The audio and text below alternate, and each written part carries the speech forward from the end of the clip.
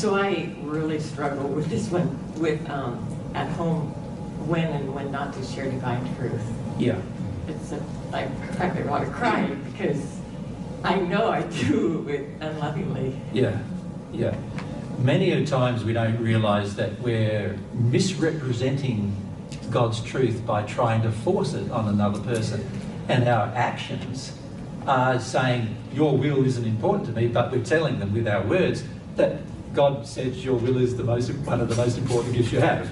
You know, so on one hand we're saying to them a concept intellectually, which is your will is the most important thing you can have, and then the other thing we're saying, we're treating them like their will isn't important at all.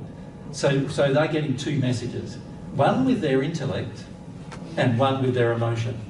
And what we're trying to do under those circumstances is tune them more out of their emotion, which is the opposite thing that God would be doing. He wants them to feel their emotion as well. So this is what was happening yesterday between John and Anna as well. John was trying to tune Anna out of her emotion. She was having emotions that if she lets herself have them, she would actually resolve some issues which would create a tendency towards being open to a closer bond with God. Right? And the man comes along and goes, I don't want you to do that. I want you to understand instead. I want you to understand what I believe is right instead. And in fact, in that place, the man himself is not understanding anything at all about God's principles. Because firstly, he's trying to overcome the will of the person in order to say what he's saying. Secondly, he's being unloving to her while he's trying to tell her about truth. So if she was wise, she wouldn't listen at all. And thirdly, he's also being arrogant in the sense he's saying, I know better than you do about the situation. And unfortunately, it's almost completely the opposite to that. She knows more than he does in the situation because she's more connected emotionally than he is in the situation. And then on top of that, we're breaking a lot of laws with regard to our arrogance with God. We're doing something that God would not do with the person. And by doing that, we are actually, in the attempt to try to teach them something that we believe we think we know, we are actually doing a disservice to God's truth under those circumstances. When I get that a little bit. What I try to do is say more about what I've learned from divine truth, but then if the person doesn't want to, if I say more than a couple of sentences and I can tell it's not the topic they want, I stop. Yeah. Yeah. Can we talk about But even then, it's sort of like, I know. I'm really using a manipulative technique. It is, I agree. To try to pique their interest in something they're not interested in yet. Yeah. I feel like the principles involved are, they relate to free will, humility, and being yourself. So this is because you're not the only person with this question in this room. So the issue is, if part of your job as God's daughter is to be yourself. And when you say a job. Well, it's part of what God desires for you, and it's something that will bring... It's not just part of what God desires for you. It's essential for you to be yourself. If you're ever going to be truthful and real in the world, you must be yourself. Yeah. So I wouldn't call it a job, I'd call it a necessity. You must be yourself. I think jobs are necessities. So it's necessary for you to be yourself. And if you love divine truth, then being yourself, you're going to express parts of it all around you, all day. Yep.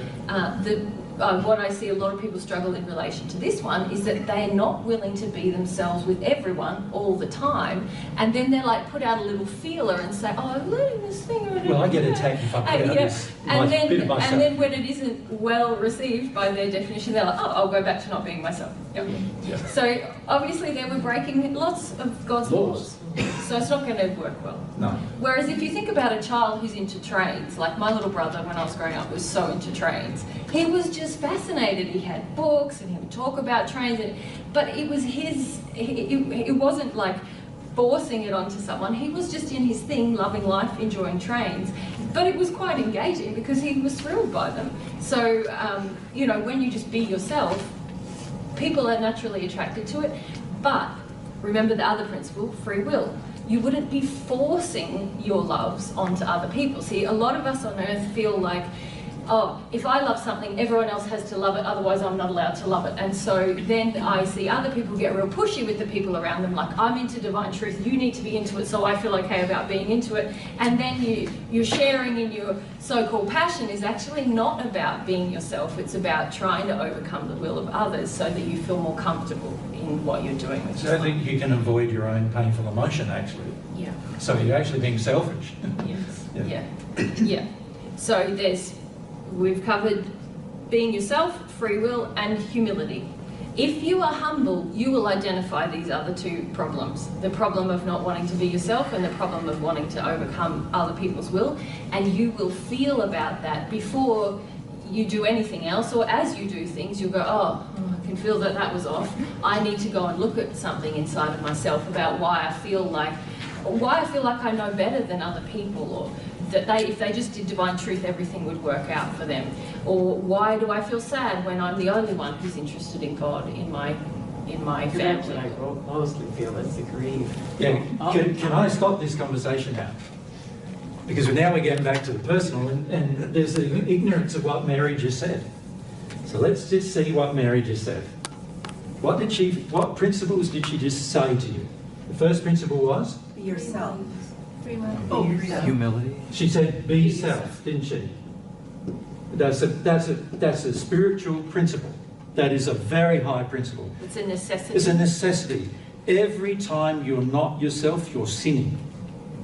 Every time. You're sinning against yourself, but you're also sinning against the other people because you're being untruthful with them. You're in a facade. You're presenting a falsity to them. You're out of harmony with truth unless you be yourself. So number one, principle, be self. What was number two? Free will. Important principle. Remember, so Mary listed the principles and almost every one of you just skipped over it and said, let's get back to the situation. No, if you understood the principle, you wouldn't need to get back to the situation. The principles are the situation. What was the third principle? Humility. Another spiritual principle. Another spiritual principle. Three spiritual principles. Mary listed them. 1, 2, 3. Really simple for you to understand, right? 3 spiritual principles. But when we hear it, it's like we zone out and we go, but my situation was, stop telling the story. I want to put them in red and we just point to them as it happens. Stop telling the story. Because the story is taking you away from the principles. Do you understand me? Right? Every time you tell the story, you're basically justifying not following these principles. Mine's a special case, sure, but this is the problem. This is how it feels to me, this is how it feels to me, this is how it feels. Yeah. God's saying, no matter how it feels for you, just be humble and feel how it feels for you. That's your feelings. It's not mine, it's not Mary's, it's yours. You need to learn to feel them. That's love. You feeling your own feelings and not forcing any of your feelings on me. Right? That's love. So every single time we tell a story, we're being unloving. Every single time we justify, minimise, shift the blame, and all of these other things that we do about our story, we're also being unloving. But if we focus on the principles, we will solve this problem. And we'll solve it not just only in this situation, but in every situation we live. If we understand that being myself is a part of truthfulness, it is a part of one of the core principles of God's way, to be myself. If we understand at all times. Whenever I'm in a situation, I think, oh, I wasn't really myself then. Oh, I'm sinning. What's my motivation? If we understand that honouring free will, mine and everybody else's, is a crucial part of loving. If we understand that every time we get pushy with someone, or insistent, Or arrogant. or we sit in a conversation that we don't want to be having, we go, oh, there's my sin. I'm not honouring either my or somebody else's free will. Right? So, but everyone goes, but what about this tricky situation that I just had last week? And I go, I don't care about your tricky situation you had last week. If you apply these 3 principles, it works for every single situation, tricky or not.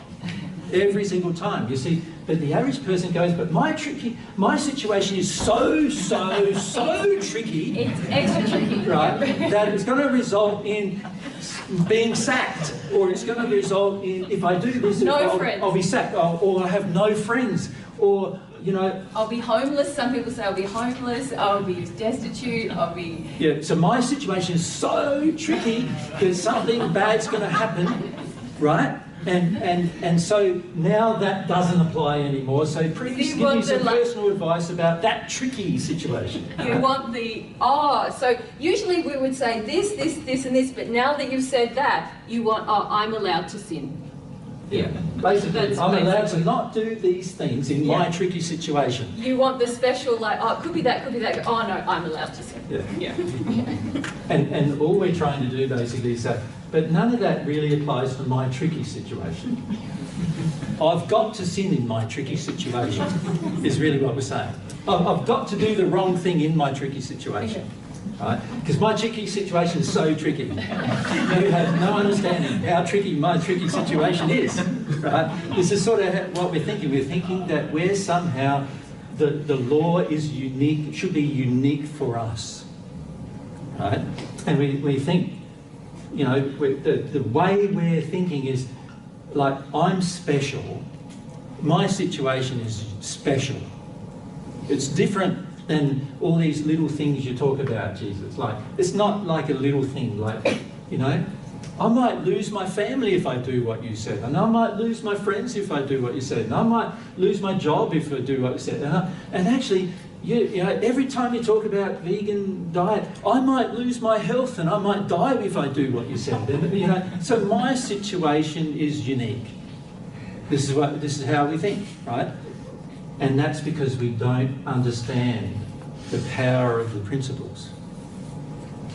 Make sense? So we don't mind you bringing up situations, but when we respond with principles, a lot of you, tune out of that. You've got these sort of like switches in your ears that just go, principle?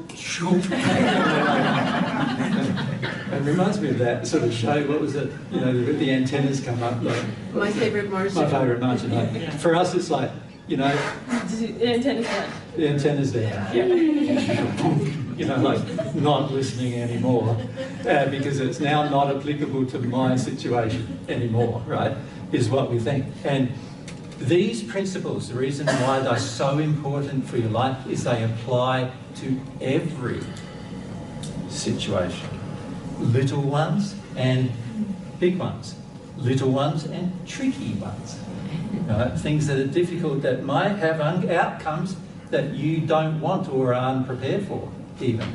You see, we live in a world that does not reward love.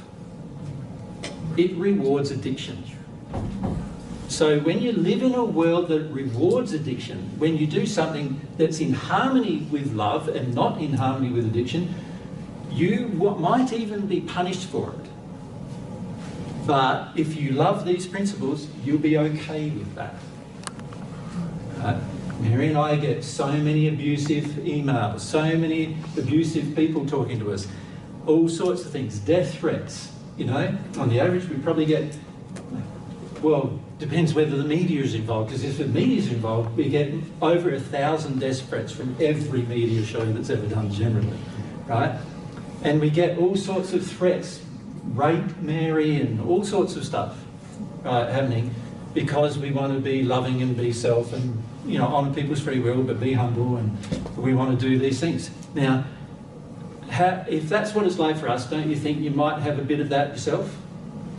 Well, of course you're going to have, because the world is not in a place where it rewards love. It rewards addiction. It rewards unloving behaviour. You know this. This is one reason why many of you want to continue to be unloving, because you feel the rewards unloving behaviour, right? You know this. And God's laws do not. God's laws correct unloving behaviour. And what I've personally found throughout our entire lives, that if we live in harmony with the principles of love, then things work out for the best in the long term. And that's not just the best for you, it's also the best for me.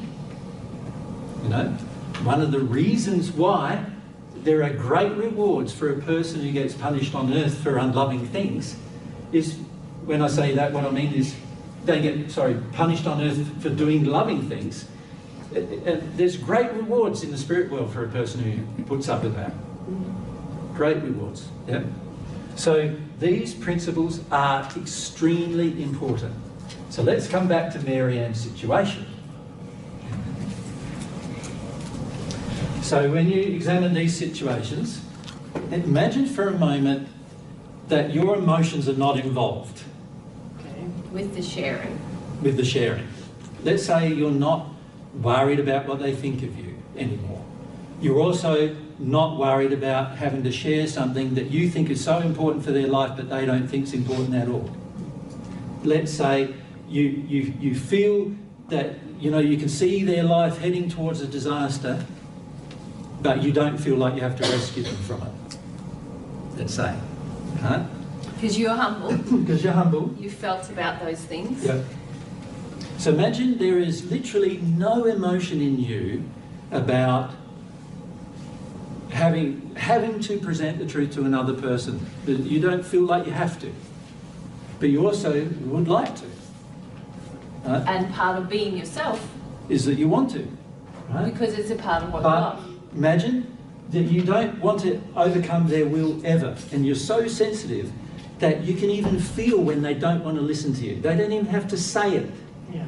You can just feel it, let's say, that they don't want to hear. And let's say you're so humble that no matter how they treat you, you know you're going to cope with any emotion you have. So let's say all that's true. Can you see in that situation, you don't care what you're going to feel? Yeah. At all? You don't worry about what you're going to have to feel? You know you can handle whatever it is. Right? And you don't really care how they receive it either. No. If they get angry, you don't worry about that. But if they're sad, you don't worry about that either. And if they feel all guilty, you don't worry about cheering them up from that either. And if they feel like just bitter with you for the rest of their life, you go, fair enough. You don't feel like, you know, that it's all unfair that they've done that to you either. Because they have free will. They're allowed to do any of those things. God's laws, of course, will correct a lot of that behaviour. But you're one of God's children. You're not able to correct their behaviour. The law will. Yeah. So imagine you felt all that. Can you see, when you go into any situation, you wouldn't be worried, would you? You wouldn't be concerned about how to share the truth. You'd just be yourself, honour their free will, be humble to any feeling you have, see what happens, and you just move on from one situation to the next situation to the next situation. We thought, before we get started today, though, we'd like to just address a few things that we noticed, because in terms of love, because we find if we don't do this, behaviour tends to continue for the next few days as well. And it's far better if we can do this and talk with you about a few issues of love that relate to the belief systems, actually, that we've been talking to you about yesterday. So, in terms of which one to discuss first, Anna's not here today, Yes, is she? Oh, there she is. Okay, so if I can have a mic with you, Anna, and John? Here. A mic with you, thank you. All right. This is Oh, the bit, right, this is the bit where there was a board part we talked about. Sorry. Yeah, so, oh yeah, that's right, I remember that. Yeah. There was something that happened with both of you during the lunchtime, which we would like to discuss, because it illustrates some points about the illusions that we have a tendency to have about whether we think we know what we're talking about versus actually knowing what we're talking about, and so forth. So you remember just before lunch, I think it was yesterday, you said you were very honest and open with us about how you felt about God. Remember, we were talking about God, and you mentioned the general feelings that you had about God being in nature and why you wanted to feel that way, and you being God, why you wanted to Yeah, feel. I definitely love you. You remember those? And it was very lovely. I don't know if anyone else Yeah. remembers, because you were sort of, oh my gosh, all these pennies dropping, and you were really just being yourself and being quite humble and open with the group. It was very good. It's It was very really good. lovely to experience. Yeah, and having people who express themselves in that humble manner, we really like to see that and also encourage that, right? But John came away during the break. We just heard the sign as we were coming past you, and you were lecturing Anna about some of the things that she said before the break. Can you remember that, John? I remember the dialogue, and I never thought of it as lecture. A lecture, yeah. But it is something of How did Anna feel fascination. about it? Was it a lecture, Anna? Yes. Yeah. And were you trying to get away from it? I was trying to be polite. Yes. Yes, So you were, but all of your body language was yeah, saying, stop, I stop. don't want to be having this Right. interaction. This is where it comes to how women deal with men who are pushing them around. And John, you were pushing her around. It was not invited. Your comments towards her were not invited by her. So it wasn't, you were trying to overcome her free will in order to have your discussion with her. You felt you were doing her a favour, which is actually quite arrogant to believe such a thing, particularly when you're trying to overcome somebody's free will. But many men do this with women. Many men. Like, it's a very common thing that happens during, with people in their relationships. And it also happens with friendships and everything, where the men think, I know the logical answer to this. And interestingly enough, Anna did understand the comments she was making, and she could feel the comments that she was making were not God's definition of God or God's definition of what's loving to feel towards God. So she knew all that already, but she was just being very honest about what she was feeling, which is very good. And yes, and Yeah. because the comments that I heard as we were going to lunch, and if you remember, I leaned over and I said, Yes, she you gets got it, it. John. You were saying that you were really lecturing Anna about how limiting her beliefs were and how limiting upon God that was. Yeah. And And it was definitely a lecture because it wasn't, she never asked you to do it. That's true. She never requested, she never thought, I know John knows more about this than me, and I think I should go to John and get some advice. And she never came to you and asked for help in any way. You just felt that you could offer that advice without her request or desire for it. Does that make sense? And ironically, you also knew far less than she did about what she was talking about. Ironically, even though you believed differently. And this is very important, where we talked about, was this last weekend or now, about how men live in their intellect very often. They avoid emotion in their intellect. Thinking they know more in their intellect. And actually, you're not having a relationship with God yet, and yet Anna is closer to one by exposing what her emotional blocks to God are. You are living in your intellect, understanding, you think, why it's important to have a relationship with God, and you think you understand the nature of God and how God's universe works, but you haven't yet examined the emotional blockages you have to God. But you believe you're an expert over Anna, which from God's perspective is quite the opposite. She knows more about her relationship with God than you know about yours at this point. Yeah. Now, This is good. Anna, this is what you could have said. This would be a loving thing to say.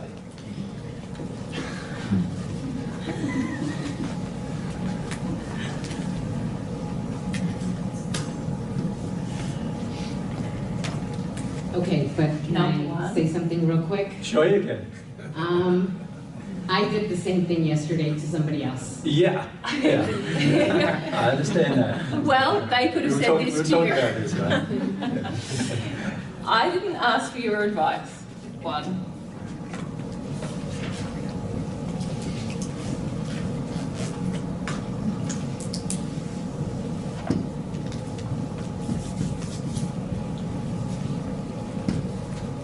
2, you're being unloving.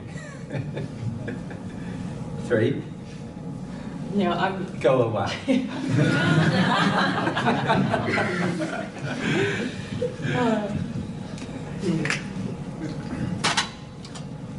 Anybody who's being unloving to you is unable to teach you anything. This is a major point that each of you need to understand. If somebody's being unloving to you, they are not able to teach you anything. Right? It's also loving for you to say, you're trying to overcome my free will, which is, I didn't ask for your advice. Right? It's also loving for you to say, that is an unloving thing.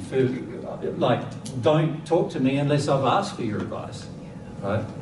So you notice with Mary and I, because you come to our sessions, we're presuming you are asking for our advice. Right?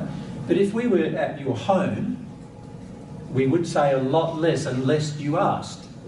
And sometimes I have been with people and I can feel they don't want to ask anything, and so I hardly speak at all. Many people think I speak all the time, and that's not true. It's very, very frequent that I'm quiet an entire day because nobody has asked anything. Or I don't feel engaged with the conversation that I'm having with other people. I don't feel that it's important or necessary. And so I say nothing. Right? When you, and bear in mind that this is very much, most of you, when you know your free will is trying to be overcome by somebody else, many of you try to be polite. But it's not polite from God's perspective. It's not polite. To be truly polite would be to say exactly what you're feeling. I didn't ask for your advice. I don't want to listen to what you're saying. That would be the most polite thing to say, because it would be the most in agreement with the truth of how you feel. So it's the most polite thing to say. Anything else is a facade, a falsity, a presentation of error, your error, and why do you need to do that? So every time you sit there in a conversation, not wanting to be a part of that conversation, not wanting to listen to the conversation, you are actually being impolite from God's perspective, not polite. And you're also not being honest, which is the more important thing. Truth sets you free. That also means when you speak a truth, you will be free. So if you think about a thing where somebody's come up to you and they're talking to you about something that you don't really want to talk about, and by saying, I don't want to talk about that, you become free of the conversation that you don't want to have.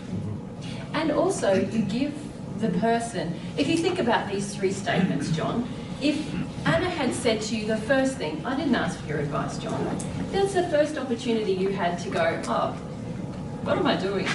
Why am I doing this? Why am I trying to force my advice on somebody? You know? Well, if you didn't stop at that point, then she could say, you're being very unloving, John. Now, That gives you another gives you opportunity. another opportunity. Right? And then if you ignore all those, then you just have And to she say to could the just say, person, "Go away."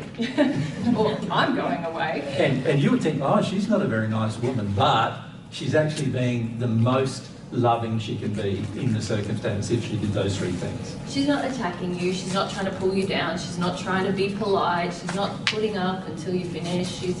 So she's actually being very honest with you and giving you every opportunity to make different choices. And you couldn't sense in the moment that actually Anna wasn't listening to you anyway, so what's the point of you speaking? She wasn't listening anyway. She was already going, I just want to get away from him. I just want to get away from him, is what she was feeling. And that's why we smiled at you when we went past, because we could just see that dynamic going on. But it raises an issue for many of you with regard to what you believe is your understanding of divine truth. You see, when you do things like that, you demonstrate you don't understand God's truth at all. Because the very first critical part of understanding God's truth is honouring a person's free will. And as soon as you're trying to overcome another person's free will, you are actually dishonouring divine truth, God's truth, in the moment by the attempt to overcome free will. God never does that with you, right?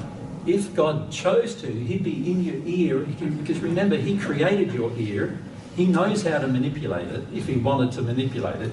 He could be in your ear every day moment of your life if he decided he was going to try to overcome your free will, couldn't he? And many spirits, and some of you experience this, do that to you, where they're in your ear and you just sort of, or they're in your thoughts, trying to influence your thoughts, which, by the way, is also an unloving thing to do. And because it's a manipulation of your free will. You haven't asked them to do such things. So even that is obviously an unloving thing for somebody to do. So for me to be in Mary's face and in her ears, talking to her about things that she doesn't want to hear about at all, is an unloving act on my part. And the average person would go, oh, she's so resistive. And I go, no wonder, because you're trying to overcome her will.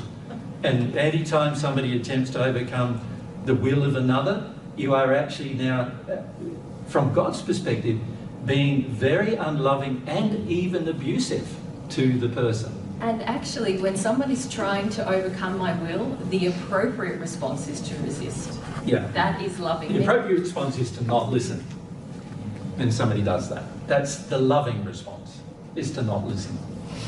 Make sense? Jane? So an example of this that Kim and I often get into is one of us will be like, oh, you're being unloving. Well, now you're being mad. And then, no, I'm not mad, you're mad. And it's like, I feel like it just goes back and forth, and it's like, yeah, it spirals down into all that stuff. So why does that happen? Like in a relationship, you often see these things happen, right?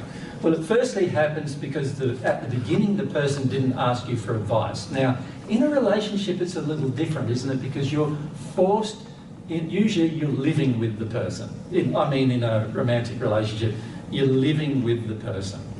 Now, the fact that you're living with the person means now that you're going to have conversations sometimes, right? And there's going to be things you have to sort out, aren't there? Like Correct.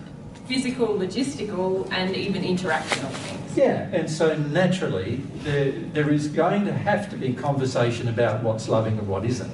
But if both of you disagree about what's loving, then presume that both of you are wrong and that you need to do more work finding out what God would feel is the loving thing in your circumstance or situation.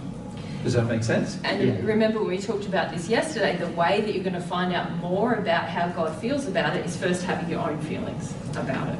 Now, the person who has a relationship with God or a closer relationship with God in the relationship is going to be more right than the person who has a lower relationship with God. I'm smiling because James. You know, that you haven't had a desire for a relationship with God very much, and you know that Kimberly does. Yeah. So if you were wise, it would be important to listen to her more than you would normally even listen, knowing that she does have a relationship with God and you don't. Does that make sense to you? Yes. Yeah.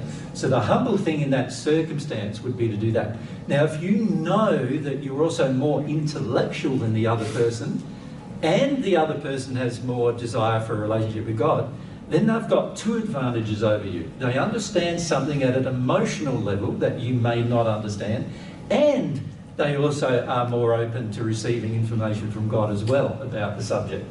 So now they have a couple of advantages over you who are just being in your mind or in your intellect. Make sense? Yeah. So if there is a disagreement, each person needs to learn first to look at themselves rather than just fight for their opinion, right? But an uninvited conversation that is not between partners, say, in the home where you've got to sort things out, but an uninvited conversation, even then, you've got to start consider, well, is it wise me even talking about it? So an example of that is, let's say Mary does something every day, like maybe, I don't know.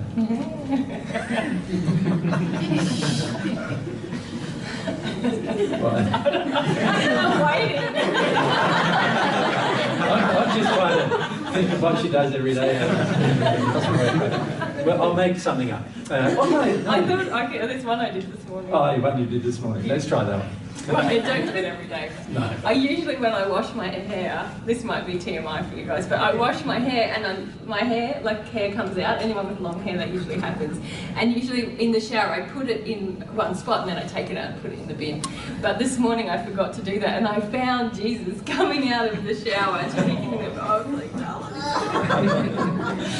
I don't understand why it's gross, but anyway, I had no problem doing it at all. Yeah, but it wasn't very loving to you. Well, to my mind, I'm happy to do those things for Mary if Mary's forgotten to do them. I know she's just forgotten. I'm happy to do something that she's just forgotten and pick it up and put it in the bin. Mary got all creeped out about it, but I didn't. So I just put it in the bin. And Mary goes, oh, no, then I go, you don't have to worry about it. There's nothing wrong with that from my perspective. Well, it was thoughtless, you know. If I did that every day, it would be really unloving. Yeah. Let's say she purposefully did that every day. Like just left it there every day. And every day I was pulling out the hair, putting it in the rubbish. Something that she needs to do because of her personal responsibility for self. It'd be a love of self issue, wouldn't it, firstly, because anybody who loves themselves looks after their own environment. Secondly, it'd also be a love of the person you're living with perspective. If they're using the same shower as you in particular, then of course they've got to deal with you being unloving to yourself every day. And also, therefore, you're also being unloving to them every day. Now, under those circumstances, you would sit down and have a chat about the issue, right?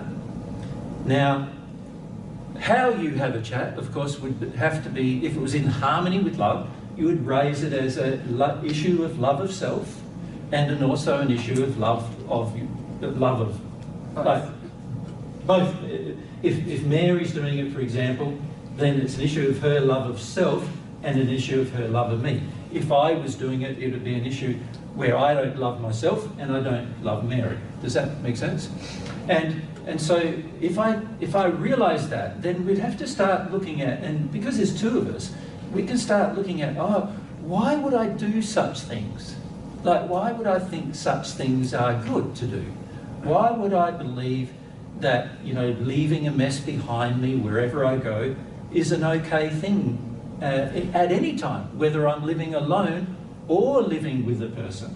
But in particular, when I'm living with a person now, not just myself and my own lack of love to myself is affected, but also the lack of love that I have for the other person is also affected. So why wouldn't I examine the reasons why I do such a thing?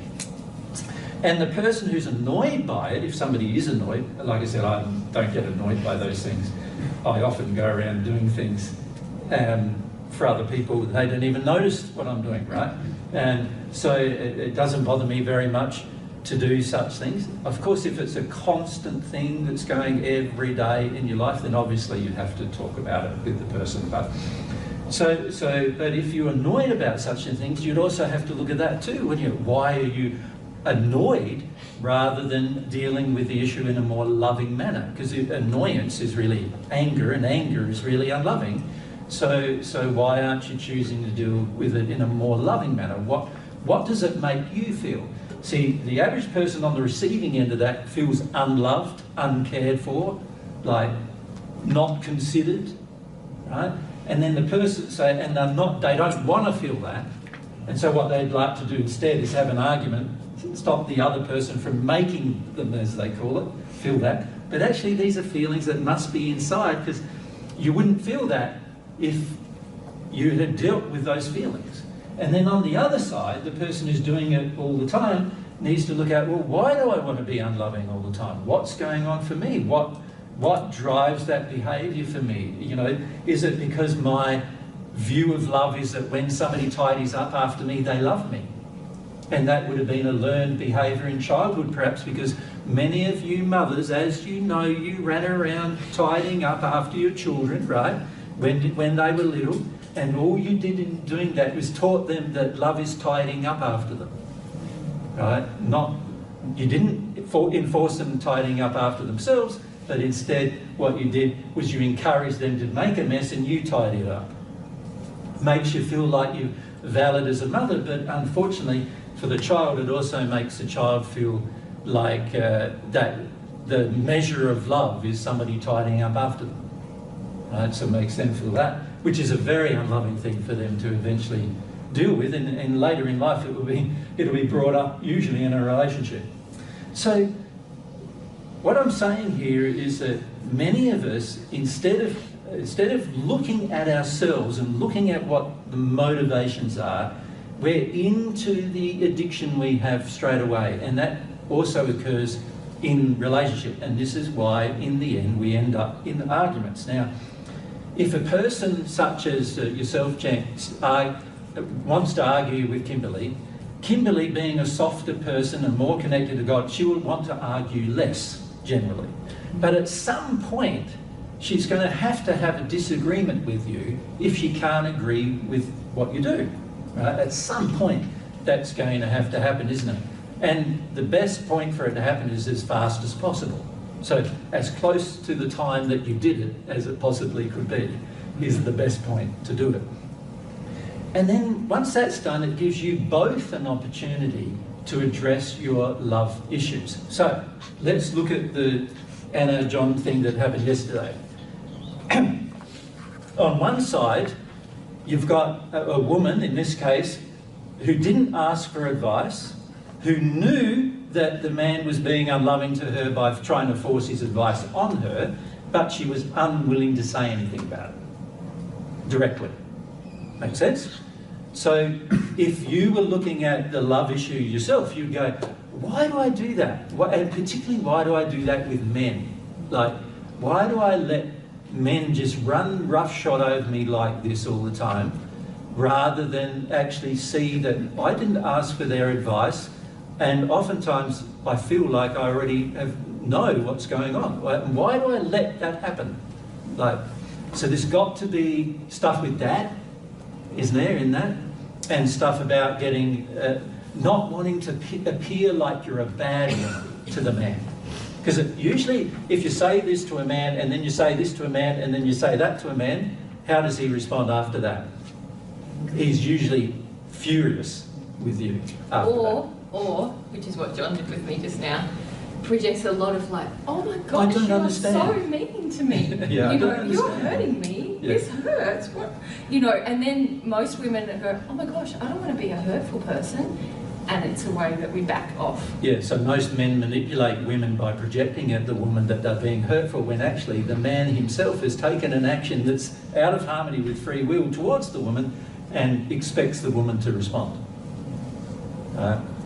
So, and many of you men have this problem with women. And the reason why you have the problem with women is because it was created with your mother, where your mother listened to you more than she listened to other people in the family, where she honoured you more, where she listened to what you wanted to say more without considering or dealing with the fact that you were being demanding and you were trying to overcome somebody else's free will.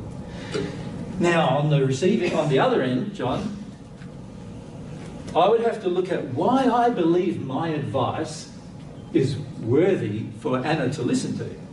I've got to have arrogance in that place. Right? I've got to be arrogant to actually force my advice on a person who has not asked for it. Right? You say? If I can make an observation, that I was told to shut up and be quiet for most of my early childhood, and yeah. I have very difficulty with social graces. I don't have any friends to speak of. I stay at home all the time, so I'm not good at. But when a subject See, comes now up, you're telling the reason why you were unloved. well, what happened yesterday? No, just stop for a moment. Okay. You've got to listen to what I've just said to you. Why am you're actually telling me the reason why you're unloving. Right. This happens frequently. So Agreed. I raise an issue of love, and then the person says to me, oh, the reason why I do that is blah, blah, blah, blah. Right. No, it's not the reason. It's not the reason. It's the excuse you'll give yourself to overcome the reason. So the reason why you do this is not because of your not being allowed to say things when you're a child. No, that I wasn't Lacking finished. social. What I really wanted to say is that I very rarely have the opportunity to get in a conversation with anybody about divine truth, and this topic is fascinating to me, the fact that God is But nature. it was a conversation you were forcing on another. Well, I thought she was interested. If there was a guy, I would have done the No, same. you were forcing it on another. If you could feel her feelings, Well, she was in a hurry to leave, maybe. well, yeah, you Yeah. even knew that. I tried to cut it short, yeah. And you knew that, but you still wanted the addiction of being heard. But I'm not aware that I have an addiction to Well, not being aware. You are aware because you just said you were. Or aware, no. Well, what I'm trying to say... No, I want you to stop. Okay, all right. I want you to stop. Because you're not hearing what I'm saying to you about it. And this is the problem you're going to face with your future, is because and this is a problem most people face with their future. They want to tell the story about why they did what they did. For context. Wait, Sorry. action.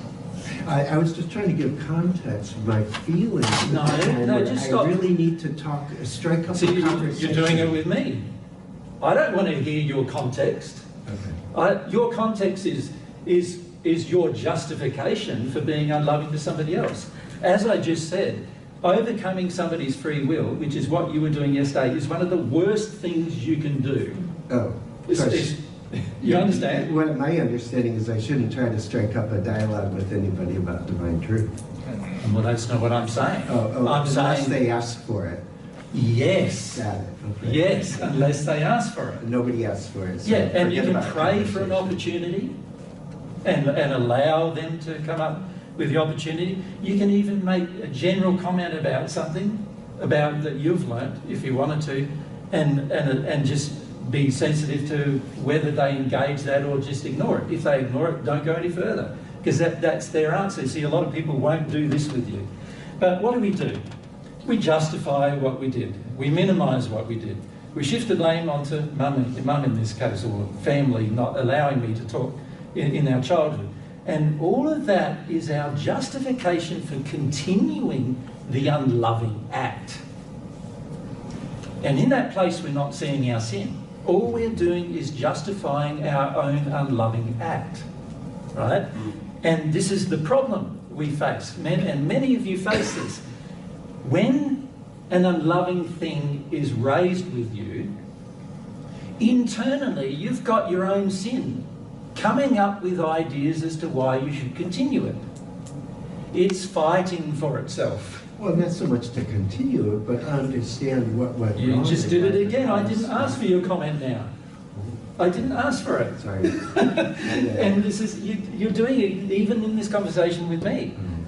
Like, this is my space, is it not? Right. You are my guest, are you not? Yes. And if you're my guest in my space, and why do I let you put up your hand? It's for what purpose? To? No, not to share. No, I'm not interested in what you want to share. What's the reason? Ask a question. It's to ask a question about what I'm teaching. That's why I let you put up your hand and give you a microphone. You understand? No other reason. No other reason. But all of you think, I've got my addictions, I can exorcise my addictions in this environment now that I've got this microphone in my hand. It's sort of like, no, you can't. This is my space. I don't want you to exercise your addictions because your addictions are unloving. I would like you to become a loving person. And this brings me to this section on stories. Yesterday, you get the mic in your hand and off you go with your story. Now you're forcing 60 other people to listen to your story. Just like John was actually doing right now, right? And right You were doing Fernanda yesterday, and there was a number of other people, less so actually, but some others, Cecilia. Yes, you know who you are. Yes. Justin, you were Yeah, doing it. yeah, yeah. So there are a number of people who were doing it yesterday. Your story is and you want to tell your story because you don't want to feel your story. That's why you want to tell it. We don't need to tell you our story. Telling you our story would take 2,000 years. Because we've had 2,000 years of story, and it's going to take just as long to tell it as it is to experience it, right? If I was really thorough about it. And do I want to put that on you? No, I don't. Like, you need to learn to have your own life, and I need to learn to have mine.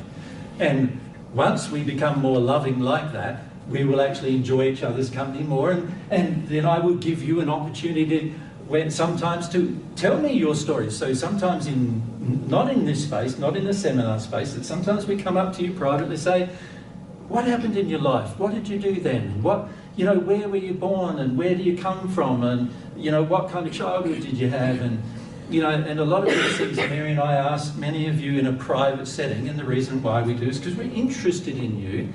But the main purpose for us to getting together in these seminars is not for you to share your story. It's for us to tell you some truth, to share some truth with you. And you don't have to accept it. And all you need to do if you don't want to accept it is walk out the door. That's all you have to do. You don't have to do anything else. Number 3. Go away, if that's what you want to do. Yeah. So that's all you have to do. You don't have to do anything else. But when you're telling a story to a captive audience that you didn't even create, you are being unloving. You are forcing them to use their will to listen to you. Can you see that? That's what you're doing. You're forcing them to spend their time listening to you when they came to this seminar not to listen to you. They didn't even know you before they came to the seminar, probably. They came to the seminar to listen to divine truth, not to you. Does that make sense? Now there's times when Mary and I, when you ask a question, we might say, why have you asked that question? We dig a bit more deeper into the psyche, the psychology of it. And under those circumstances, of course, it's appropriate to give straight answers about the psychology of these things. But when you force it on a person, so you put up your hand, get the microphone and say, well, when I was young, there's a number of songs along those lines. I could go into those songs. But you're not here to listen to me sing, are you, either? Yeah. And I wouldn't advise you listening to me sing either. You're here to listen to divine truth. So it's important to come to understand that when we force ourselves on others and force other people to listen to us through circumstance, we are being unloving to them. Question about parenting and having children and not overcoming their free will, and certain circumstantial, going to school or making sure their teeth are brushed or those kinds of things. Advice on that? Well, we've given lots of advice on that. I think in Canada we spoke a lot about that. Yeah, and to be honest, I don't know if I want to open that can of worms today, in the sense that there's a lot that could be said about that. But let's just make one comment. A child is your responsibility to educate. Whenever you are permissive in the education, you are teaching the child to take advantage of you and everyone else. When you are also permissive of their behaviour, you're also not teaching them to love themselves. So if I was focused as a parent on educating my child, I would start the process of educating right from the time they're born and right from the time they're in the womb. And I would start the process of educating them emotionally and eventually intellectually, but more emotionally, about what love is, what truth is, what humility is, what faith is. And I would focus my attention on helping them in that regard. Now, if you've done that, by the time they're 7, they're going to be dream children to look after if you've done that. But for most people, they don't have dream children because by the time they're teenagers, they're in a major fight with mum and dad. Most children nowadays, and we're seeing this more and more in the West in particular, most children have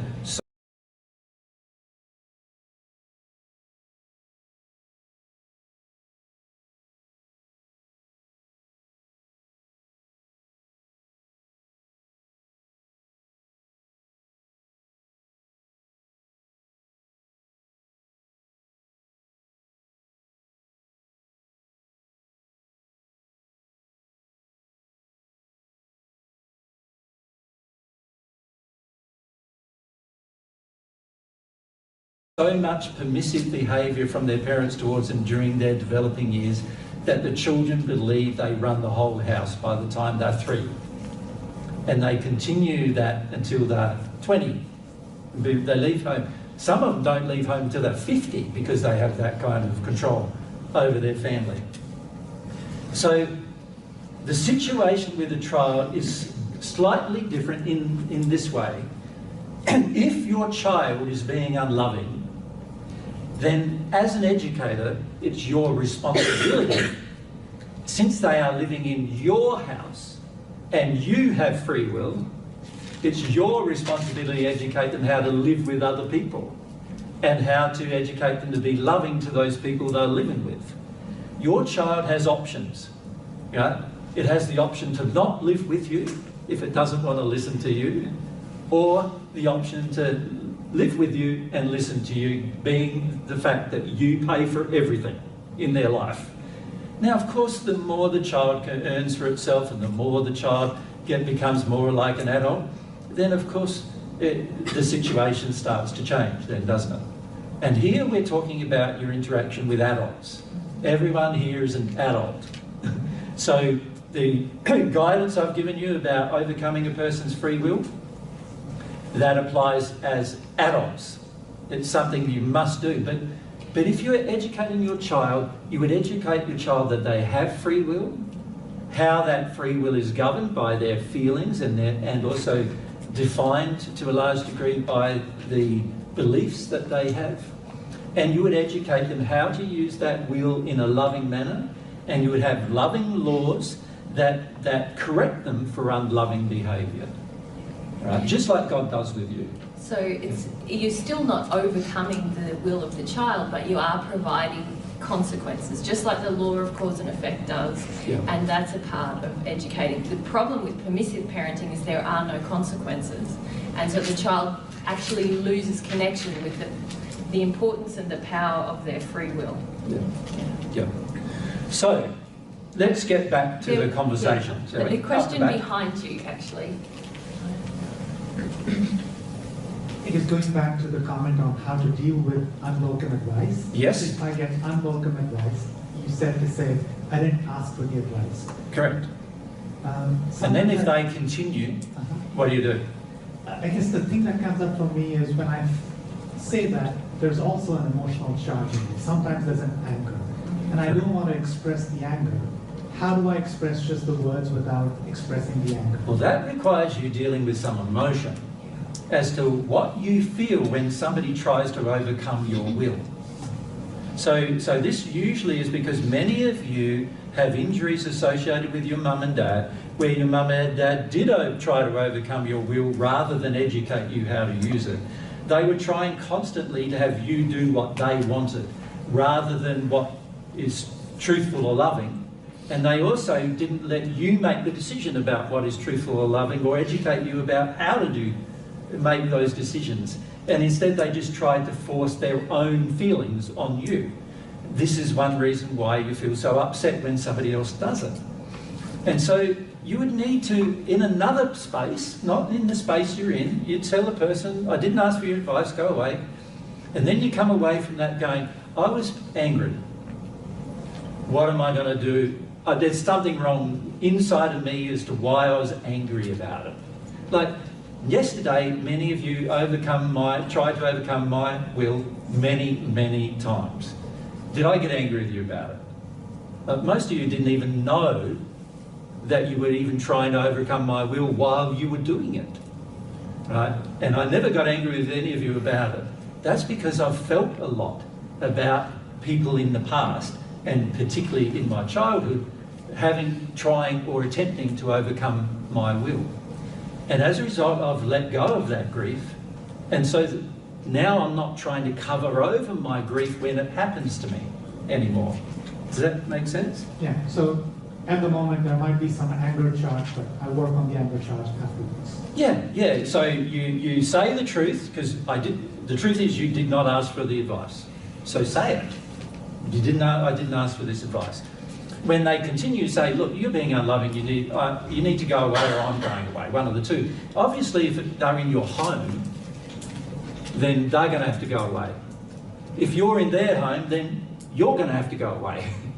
You know, and that applies whether it's parents or children or, you know, that are not living with you. You would have to go away, right? And so, you know, so a lot of parents feel, oh, because I'm your parent, I have the right to give you unwanted advice, even when the children are like in their adults, you know. And that's not true. You don't have that right at all, right? Even God does not do that. So in thinking you have that right, you are even setting yourself above God by doing it. That's how extreme the problem is. You're actually now believing you are God in their life by doing that, right? Something that God doesn't even do, you are doing. So you can see it's a pretty big problem, right? And it's a very big problem in families, very big problem in work situations often, very big problem when you feel you've got to get along with somebody, you know, like, so those kind of environments are like where you're working for somebody and all you do is listen to them rave on all the time, those kind of things. Or all you do is listen to them giving you advice all the time. And for the most part, we don't say that because we're worried about the potential consequence, which is actually a fear that we need to address inside of ourselves, right? So I'm perfectly happy to lose my job if I had to say I didn't ask for your advice and the person sacked me as a result. Now, of course, if they're giving me advice about the job that they're paying for, I couldn't say that, could I? If I'm getting paid to do a job and they're paying me to do a job and I've entered this contract with them saying, I'm going to do the jobs you asked me to do, that's the definition of me getting paid for a job. Then when they say, you know, this is how you jump over a stick, I'm going to jump over the stick. But if they told me that I need to walk around the stick to jump over it, then that's what I'm going to do. Because I'm getting paid to do the job however they want me to do it, right? I might make a suggestion, a humble suggestion, if I felt there was a faster way, and I'm sure if they're paying me, they'd go, well, a faster way is good, because that means I have to pay you less to get the job done. So, you know, under those circumstances, it might be helpful. But if they told me, no, that's wrong, I would always do whatever they want. So I'm cleaning a school. So these things have happened to me all my life. Like, I've worked as an electronics engineer, a school cleaner, a window cleaner. I've worked as a systems engineer. I've worked as an educator in the sense of software educator and, you know, teaching people how to use software. I've worked as a programmer. I've worked as a systems analyst. There's so many jobs that I've done in the 60 years of my life. And in every case, I did exactly what the person asked me to do every time. Without complaint, because I had a contract with them. That's what I'm going to, by being paid to work, that's what's happening. I've got a contract with them. Now, if you're not in that, having a contract with somebody, then of course it gives you a lot more freedom. So we don't have a contract with you. We paid for this venue, we paid for the seats you're in. Some people helped us, but most of them not you, right? And we paid for a lot of things. We paid to get here. We're not in a contract with you. I can damn well say whatever I like and please. Does that make sense? In the situation, under those circumstances. Now, of course, if I'm loving, I would want to say what's loving, wouldn't I? And what's truthful and what's honest. But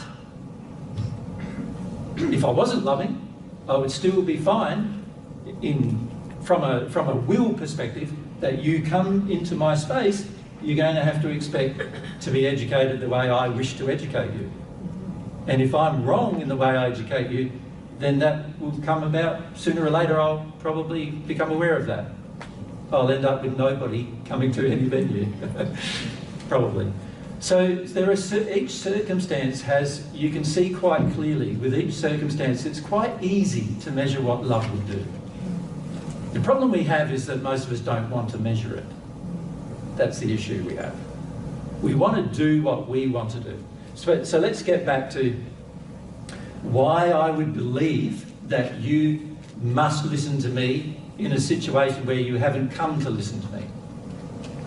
Why? I have to have a fair degree of arrogance, don't I, under that circumstance, to believe that you should listen to me even though you haven't come to listen to me and you haven't asked to listen to me. I've got to believe that I know better than you. I've got to believe that. And that arrogance needs to be addressed, because that, if I'm willing to be that arrogant that I overcome another person's free will in order to share with him what I think is true, I am so wrong from God's perspective. And actually I'm sinning to one of the largest degrees I can actually sin, because it's the free will from God's perspective is paramount. It is one of the most important gifts he's given to each of you, is for your free will. It's paramount to God that that free will is allowed to continue. Now, God has created laws that correct your will, because God created the universe and you live in his house.